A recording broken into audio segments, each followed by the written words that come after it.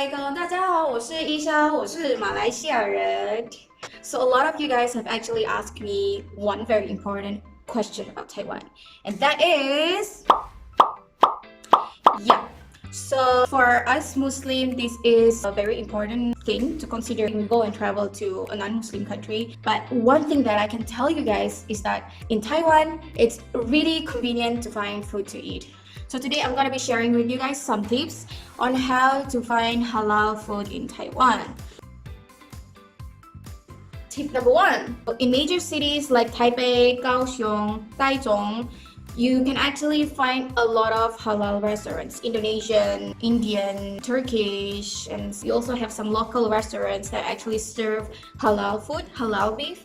Some of the local Taiwan cuisine that I can recommend you guys is the beef noodle and the dumpling. That's really something you guys want to try. It's really good, but for now I think you can only find it in Taipei. There's 2 or 3 restaurants that actually sells beef noodles and local Taiwan cuisine, but not in Kaohsiung. So usually when I want to eat this, I'm craving for this, I would actually go all the way to Taipei, which is like 6 hours away from Kaohsiung, and yeah, eat there. So yeah.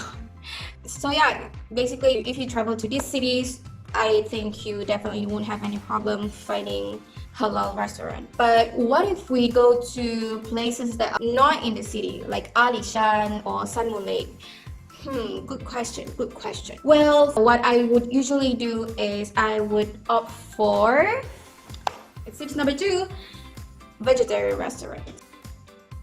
So I guess there's a lot of vegetarian in Taiwan. So to find a vegetarian restaurant is pretty easy here. I'm going to teach you one word that you might want to remember because it's very important. So the word is su.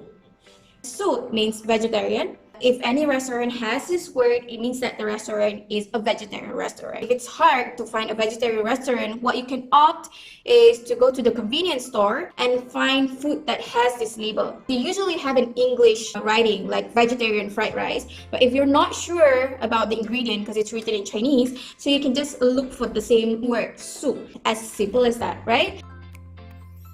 The last tip number 3 is that if you feel you don't know whether this kind of food would actually fit your taste, what you can do is to bring some food from Malaysia. I need to tell you one thing, it's not allowed to bring meat in Taiwan. If you bring them, you would actually be fined.